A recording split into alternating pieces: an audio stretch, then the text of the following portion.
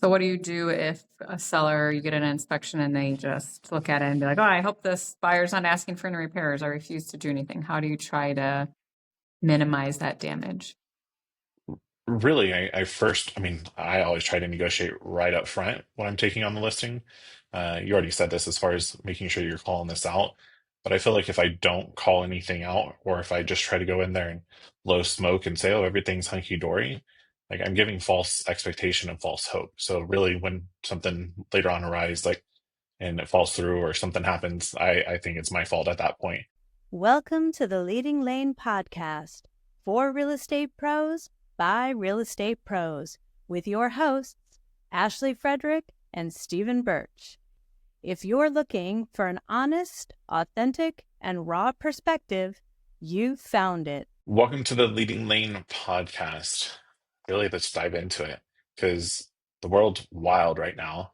And I think inspections are freaking crazy. And you have some stories and a little turbulence that is happening, Ashley. So, how's it going with inspections?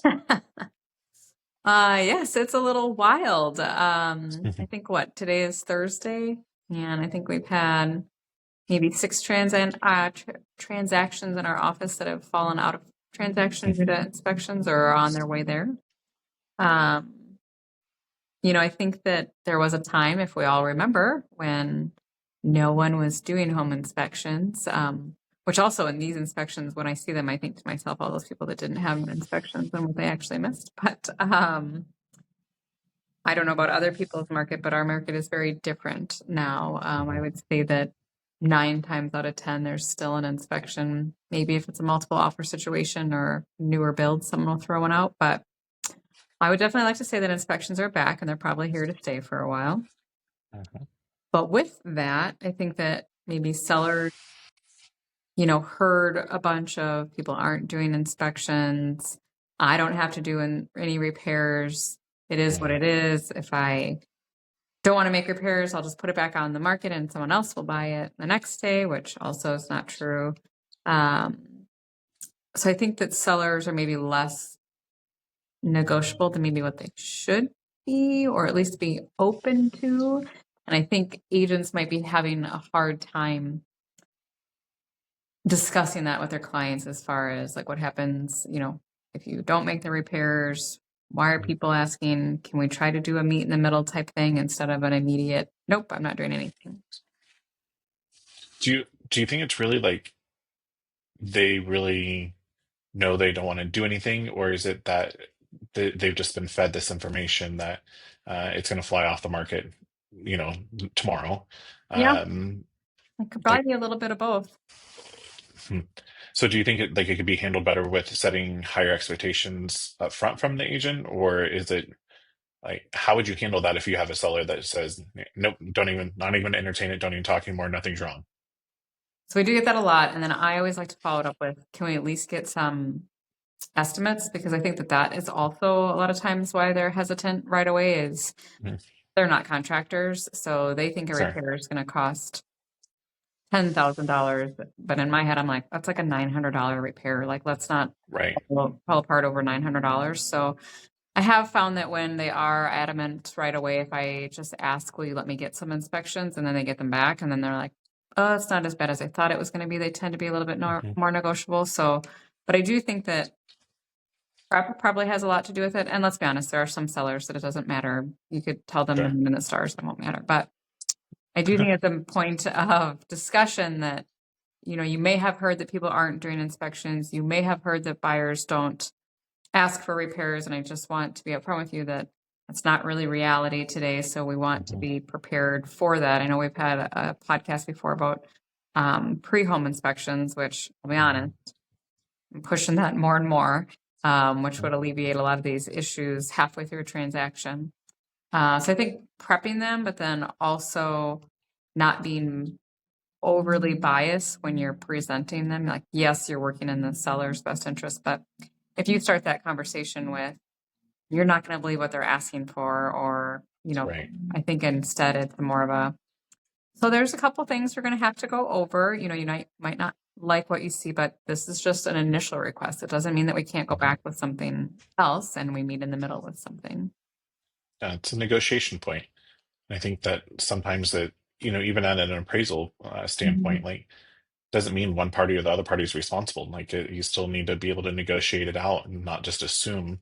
It's another way to be able to leverage, different things of changing some of the things that, from the beginning of the base contract, some things that maybe that the seller didn't like and now can get those back or whatnot. So do you, when you go into like these listings and you're going to work with the seller, do you call out these different things that you're seeing as far as peeling and chipping paint is huge for VA or Sure. roof, you're having tons of roof issues, like how do you make sure that you call as much as you possibly can out up front?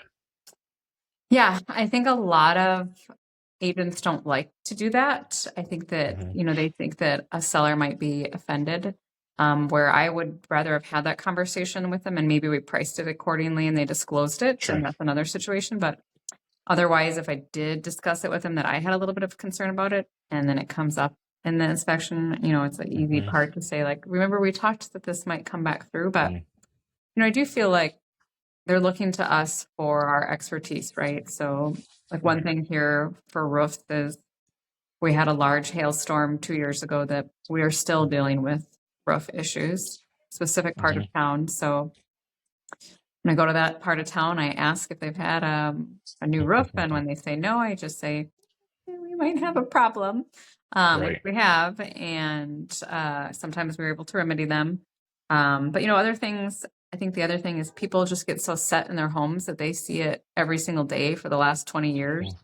where when you have Yep. a new set of eyes, like pointing out chipping paint or pointing out a fogged window or Hmm. a tripping hazard, those types of things. GFCIs are really easy to point out. I think Hmm. that, if you can show sellers that you're that aware of what an inspector or an appraiser is going to point out, I think that, that could help them choose you if you are up against someone. I would rather go that route than I think your house looks perfect. I don't see anything that could come up on the inspection.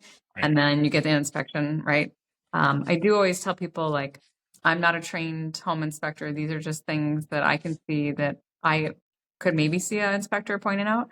I also have to tell Hmm. them, like, where I'm not going up in your attic. I'm not going in your crawl space. Those are where a ton of problems land. So that's what an inspection is going to, be for. And I think, again, just being upfront and also just letting them know that if they aren't going to make repairs, that is a disclosure. So sure, you might get an inspection and you might want to back out of it, but now you do have to disclose that to the next party, which likely is going to affect the next offer that comes in. Yeah, it's a compound effect. It's gonna ripple on through.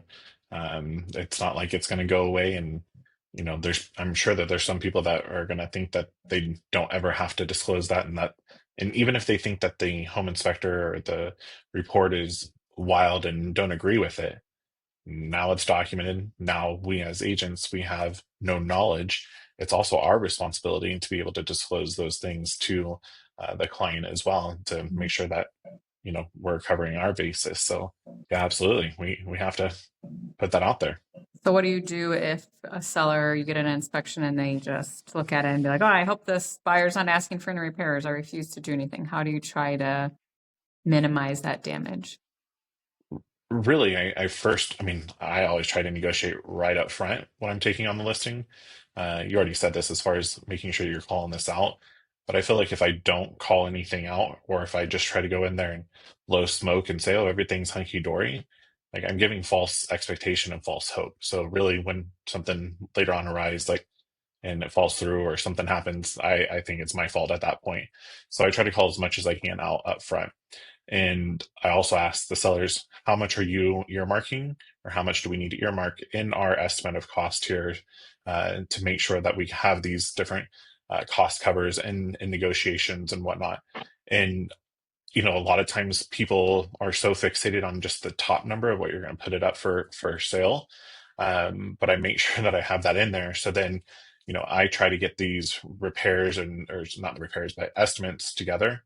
And so I can see if I'm going to be able to meet that inside of that line item that we already earmarked out and say, great news. This actually came in less than what we already earmarked. So we're already ahead of the game from where we actually started at. So I think it's just almost reverse engineering it a little bit and preparing the seller that they know that they're going to pay for something. And I also don't want them to spin out of control and just hand them over, a 100-page report or however many pages and read through it and be like, I'm not doing anything. So I try to do some damage control, if you will, up front, a little extra legwork, work with my contractors, and obviously timelines and what their requests are. It doesn't always work that way, but at least I'm doing my due diligence before I just say, okay, what do you want to deal? Mm-hmm. So I don't know if that really answered your question with that, but But I think it's it important to works. have those key relationships with contractors, right? Like Mhm. a lot of times Yep. I need you to get here in like the next 24 hours. Yep. Right. So having to be able to sneak them in. I think you make a good point about, earmarking for repairs, because a lot of people Hmm. are looking at the bottom number of their net sheet, right? Versus, Hmm. pricing. And I always tell people like, it's a great offer, or maybe an offer comes in and it's a little bit less and the seller's like, oh, nope, that meets my bottom dollar. I always am like, okay, but what if there's $3,000 worth of repairs? Are we still falling into Hmm. that, or is that warranting a counter? So I think we have to make sure that we're not leaving that piece out of the negotiation. Yeah. And even same with earmarking a line item as appraisal repairs Mhm. in there too. So like being very, very clear and transparent right up front. And that's where I think that from my job as an agent is to be able to show my value.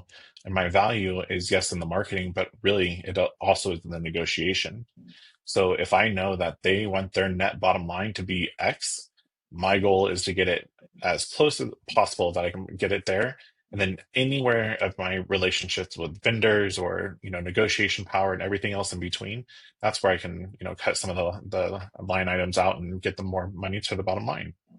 So what about on the other side? So what if you have a buyer that has Hmm. gotten their inspection report, and I don't know if your state does it, but we have like a defects page. So there's supposed to be like a summary page of defects, but then a lot of times, right, there's maintenance type items, there's caulking, there's cleaning the leaves out of the gutters, those types of things. Right. How do you kind of work through your buyer, not necessarily? Mhm. Again, it starts with negotiating with the buyer right up front. It's setting those expectations and that buyer consult to see what's important to you, like how handy of a person are you, how much time like do you want to spend working on the house. It's finding those asking those discovery questions to be able to see if this house will fit for them or not, but also being able to go through there and tell them that my main concerns that I'm looking at through that inspection is safety, health, or hazard. And so I try to go through and make sure that I line out, is this a safety, health, or hazard issue? And then there also is going to be those things that are maintenance, general type of requests and repairs. So what I do with my buyers is I give them the report. Obviously, they have that, and I want them to number one to whatever. I don't care if to 100. Give it to me in order of what means the most to you, and then so I can see where is the line in the sand from where we go to these are the most important things versus these are the things that are really not top of mind, top of necessity for me. And what I actually find out when I put it in that position and positioning it to them is that there's a top two or three things that are super freaking important to them. So now I know those are their non-negotiables. Everything else is the extra. It's the honey on top, right? So I want to make sure that I know where does that line truly land. And it goes back and forth. Like I always ask them, if the sellers don't come back, is this a breaking point for you?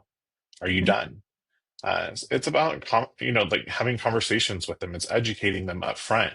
It's not scaring them through. It's making sure that they understand that this is a huge commitment. Even if they say yes, that they'll accept everything as is.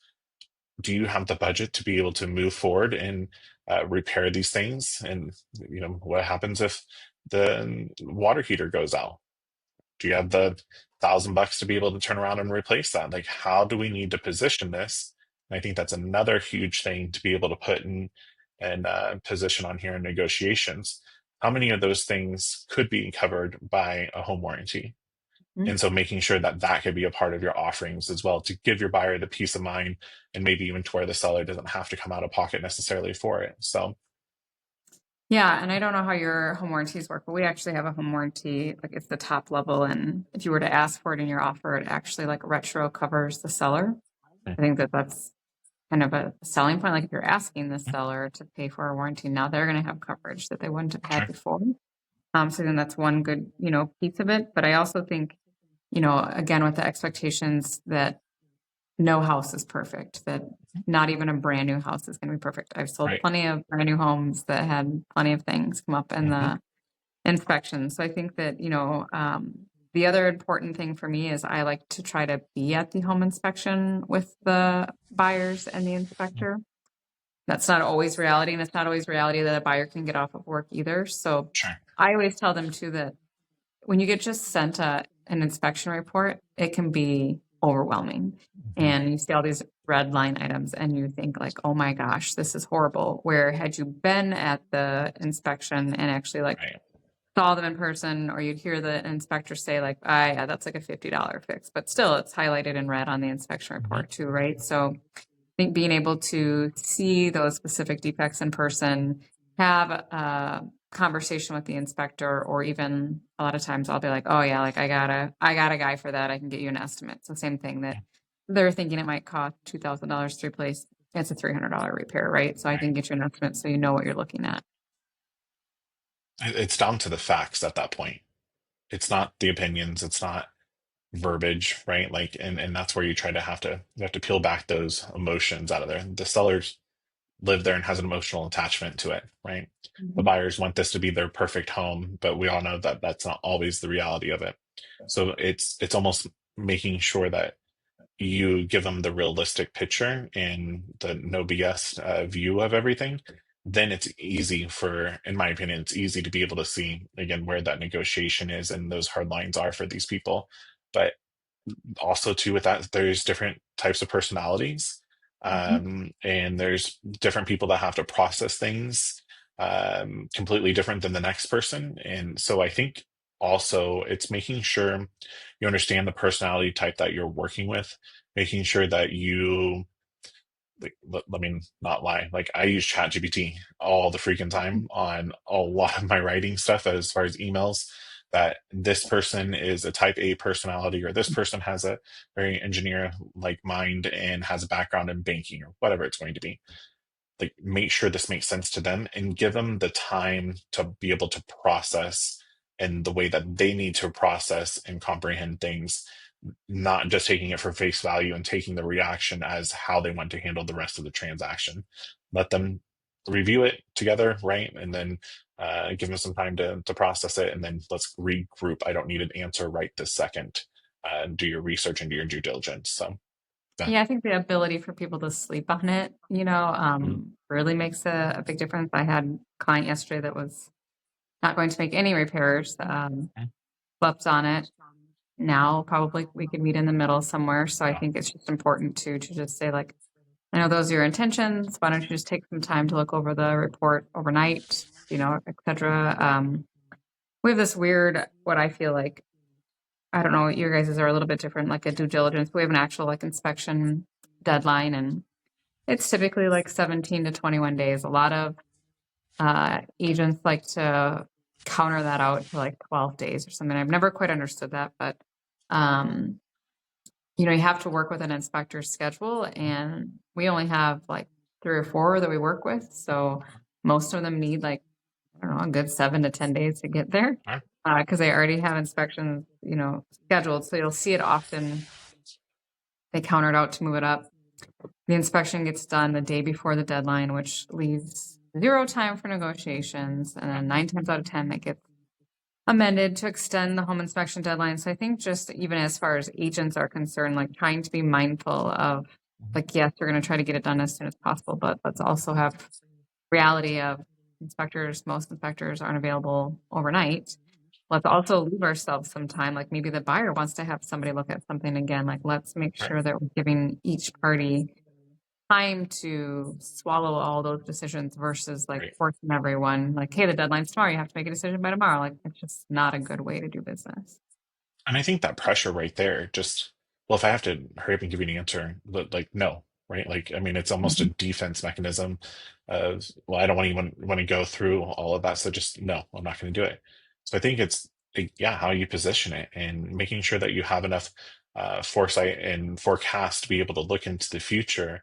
And to me, it's not that hard. It's looking at your calendar. It's, verifying with the home inspector and making sure you're actually going to be in town. Make sure the buyers are actually going to be in town, and making sure that everybody's on the same page. You're the one that is, uh, coordinating everybody, and so in that project management, I mean, it's tough. There's a lot of moving aspects to it, but you have to be able to see somewhat into the future on what you can control and what you can't control. Mhm. Good, good. Yeah, and I mean, I always think too that you kind of have to be the voice of reason for both Hmm. sides. Is I a like lot that. of times I'll talk to agents and they'll be like, "Well, I'm not gonna say that to my buyer, or I am not gonna say that to my seller," and I'll be like, "But that's why they're hiring you, is to hear from you, you know." So like yesterday, I had the discussion of, okay, like you don't want to make these repairs, we're gonna have to disclose them, and if we don't get another offer right away and we sit on the market for 3 more months, those holding costs of utilities, Right. taxes. Now we're going to start to having to pay for snow removal. Mhm. Okay, well, what does that cost you versus had we just made the repairs and moved on? And sometimes they need a reality check, and we have to be the ones that are willing to have those conversations with them. Like I had one yesterday where there's two offers always, right? You have a property that sits for months and then they get an offer at the same time. So I just Always. that happened, and the secondary agent, reached out. The buyer was really upset, and I was like, I mean, I understand there were such close offers. They're just Mhm. little points of difference. And I told that other agent, I was like, you should really just tell her, like, everything happens for a reason. And I would never tell her that. And I was like, oh man, that's like my go-to line with Right. everyone. And so yeah, they're not going to want to hear it, but I feel like that's when they need to hear it, is when they Mhm. don't want to hear it. And it's actually really funny that I had a closing this morning and they had put on an offer on a property, I think like 6 months ago. Same thing. Had been on the market for months, nothing. Another cash offer comes in, so they couldn't beat it.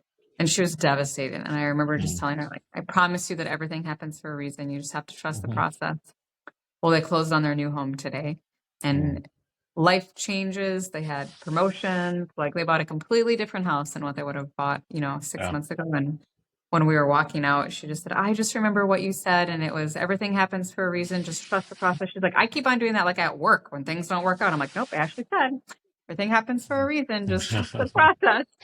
So I appreciated that, right? But I mean, that's what they need, someone to guide them Mhm. and be like, I know it sucks, but I guarantee you there's a reason it happened. Mhm. Like, it's funny that people don't want to have those discussions as far as, delivering bad news or Mhm. confrontation or whatever.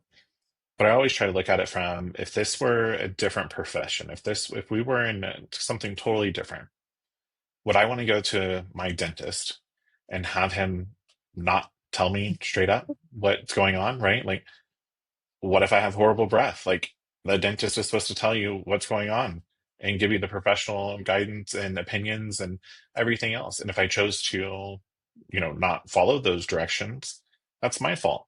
But I'm paying the dentist for his professional opinion. So Mhm. why do we think it from our standpoint as agent standpoints? We can't say the truth, and we can't be able to. I don't want to say just tell it how it is. There's a tactful way to be able to do it, but people are hiring you for your professional opinion. Be the professional and provide your opinion. That's simple. Well, I think even I found that with smells, where I've been there like after another Yeah. agent had been there. And then I'll be like, I mean, so we might need to do something ahead of time with carpet cleaning or, whatnot. And they'll Mhm. be like, you know what? I'm like, oh, it smells like cat or it smells like dog. Mhm. And they'll be like, oh, I had other people in here and they never said a word. And I'll always say, like, I'm way more sensitive than most people. So Mhm. just want to be, you to be aware. But same thing, like other people will be like, oh, I did not tell them it smelled like cat. Yeah. They'd be really upset if I told them that. I'm like, well, no, because if it affects them getting an offer, that's what they're gonna be upset about, Right. is they didn't get an offer because people's feedback is it smelled like cat. They may be nose blind. You need to Yeah, wake them up, you live in it every and day. that's okay. Absolutely. Nope. I think the takeaways here are: be open, honest, and transparent. Have conversation, right? Very simple. Set high expectations up front and reinforce those all the way through the transaction. And I really think it's at the end of the day, it's not our feels, it's not our ego as agents to be able to interject into a transaction. It's the professionalism and the level that we raise the bar and continue to raise the standard in this industry. So making sure that you have those conversations constantly. I think the more honest and upfront you are, the easier the transactions actually go through. The whole timeline of everything is way more easier and less bumpier. At least that's my opinion. I also think that's how you generate repeat business and you generate the Agreed. referrals, right? Like they'll be like, Mhm. nope, Ashley was completely forward with us. I mean, people will joke that I'm brutally honest. I'm like, but would you Mhm. want something different when we're talking about, the Right. biggest transaction of your life versus, someone that didn't give them the right guidance and they had a bad experience. So I would rather have that I'm brutally honest and I got you what you wanted and we closed and now Mhm. you become a client and a friend for life. No, I'm just not going to give you the, yeah, everything's fine. Everything's hunky dory. That's No, not. it's not. Let's have a combo. So, cool. Great conversation as always. Thank you for tuning in to the Leading Lane podcast and make sure you catch the next one. If you've enjoyed today's episode, please like, subscribe, and share with others. Stay connected for more genuine insights and strategies to boost your real estate career on Facebook or check out our website. We'll see you next time.